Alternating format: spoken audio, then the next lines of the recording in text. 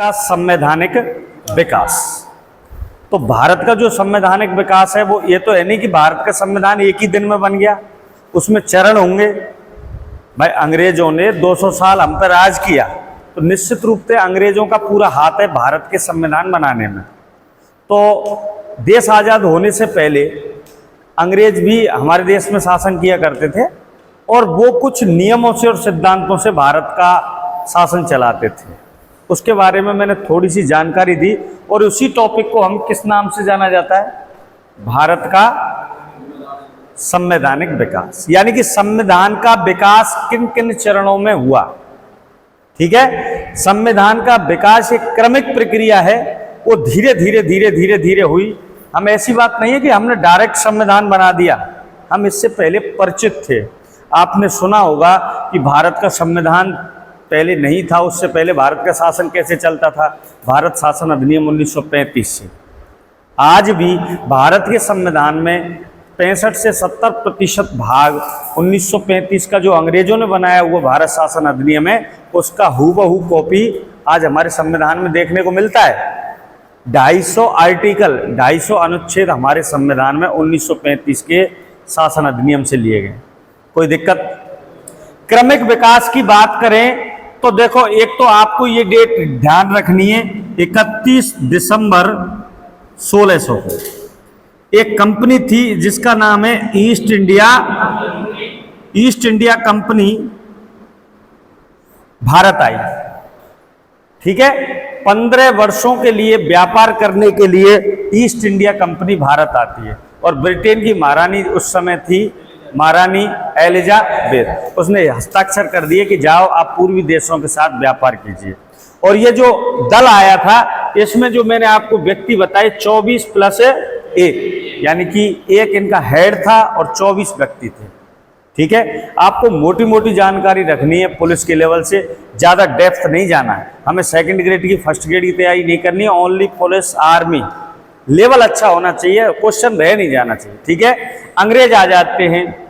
एक तो ये डेट आपको ज़्यादा ध्यान रखना। ठीक है, अंग्रेज आ गए। अच्छा, इसी में हालांकि वो हिस्ट्री का टॉपिक है, एक दो युद्ध के बारे में सुना होगा। एक तो प्लासी का युद्ध और एक बक्सर का युद्ध। ये दो युद्ध प्रत्येक व्यक्ति को चाहे पॉलिटिकल में याद करो चाहे हिस्ट्री में याद करो, इनकी डेट वगैरह आपको ध्यान करनी जरूरी है। कोई दिक्कत? अच्छा, प्लासी का युद्ध 1757, बक्सर का युद्ध 1700। दो डेटें आपको विशेषकर ध्यान रखनी हैं, इनका आता है। दूसरी बात, प्लासी जो है वो वर्तमान में कहाँ है? पश्चिम बंगाल, ये भी आपको ध्यान रखना है। नदी पूछ ले, प्लासी का युद्ध किस नदी पे हुआ? तो भागीरथी। और 1964 बक्सर कहाँ है? बिहार का एक जिला है। ठीक है, और अच्छा, दोनों ही युद्धों के बारे में आपको यह ध्यान रखना है ये किस किस के बीच में हुआ। तो प्लासी का जो युद्ध हुआ था वो तो हुआ था सिराजुद्दौला और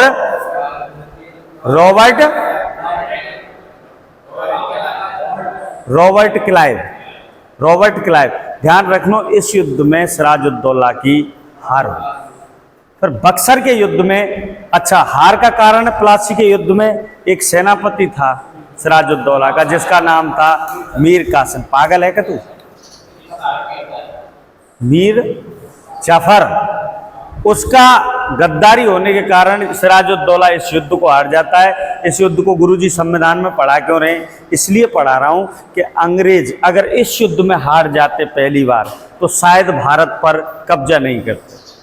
आए थे व्यापार करने के लिए, उन्होंने देखा कि यहाँ के राजा जो रियासत हैं आपस में फूट डालो वाली नीति रखते हैं, एक दूसरे से जलते हैं। अंग्रेजों को मौका मिल गया, उन्होंने अपनी ताकत का प्रदर्शन किया और ब्रिटेन उस समय भाई ताकतवर तो था ही, उसके पास हथियार, आधुनिक हथियार वगैरह बहुत सारी चीज़ हुआ करती थी।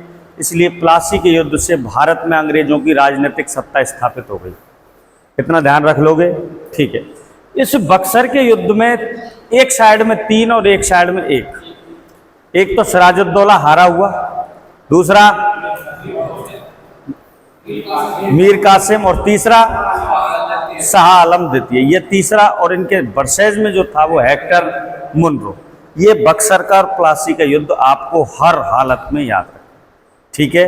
अच्छा, ये 2-3 चीज याद करने के बाद अब हम बात करते हैं भारत का संवैधानिक विकास का क्रम क्या था। देखो, आपने ये सुना होगा 1773 का रेगुलेटिंग एक्ट, सुना है क्या?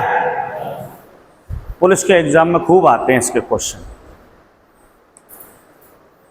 1773 में एक एक्ट लाए, एक छोटा सा लेख लेके आए अंग्रेज। उससे क्या है कि ईस्ट इंडिया जो कंपनी यहाँ शासन कर रही थी उस पर अंकुश लगाने के, ठीक है। इसमें मोस्टली आपको जो ध्यान रखना है, एक तो कलकत्ता में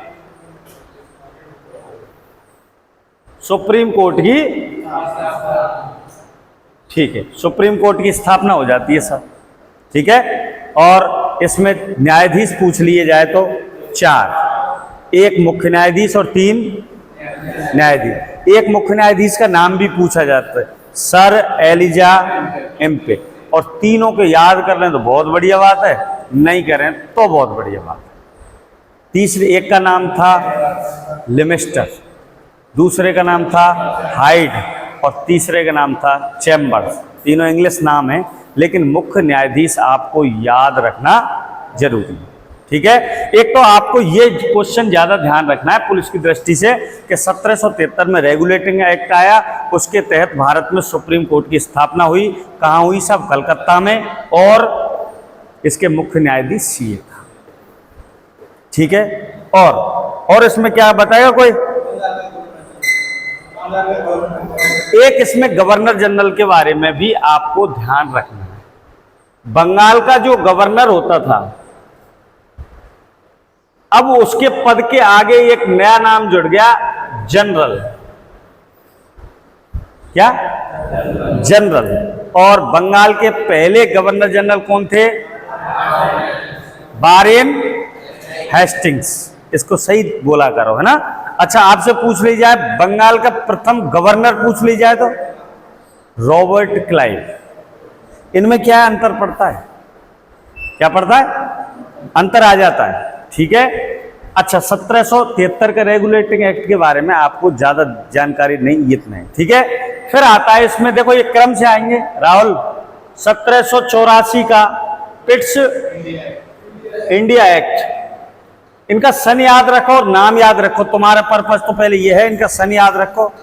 उस समय ब्रिटेन के प्रधानमंत्री थे विलियम पिट, और उन्हीं के नाम से ये कानून आया। इसको बोलते हैं पिट्स इंडिया एक्ट। इसमें क्या किया? सबसे पहली बात तो जो ईस्ट इंडिया कंपनी के लोग थे ना, वो भारत से रिश्वत और उपहार लेते थे, तो इस चीज़ पर लगाम लगाई कि कोई भी आज से अंग्रेज भारत से उपहार नहीं लेगा, नंबर 1।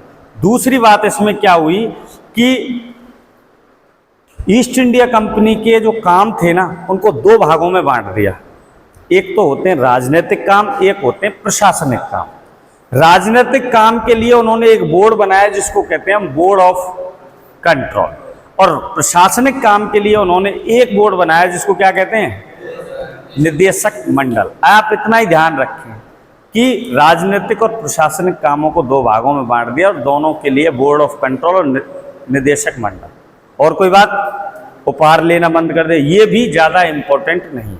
आपके लिए जो इंपॉर्टेंट चलते हैं वो चलते हैं यहां से। 1813 का चार्टर एक्ट, 1833 का चार्टर एक्ट, ठीक है, 1858 का भारत शासन अधिनियम। ऐसे ये ज्यादा महत्वपूर्ण है, ये ज्यादा महत्वपूर्ण है, क्रम से याद रखना पड़ेगा। 1813 मोस्ट बात क्या याद रखनी है इसमें कि शिक्षा पर प्रति वर्ष 1 लाख रुपए खर्च करने का प्रावधान। 1813। सबसे पहली बात आपको ये ध्यान रखनी है, एग्जाम में घूम फिर के आ रहे हैं, किस एक्ट के तहत भारत में 1 लाख रुपए प्रति वर्ष शिक्षा पर खर्च करने का प्रावधान हुआ? 1813। ठीक है, आई बैठे हो तू, या बंद कर, बैठ लो।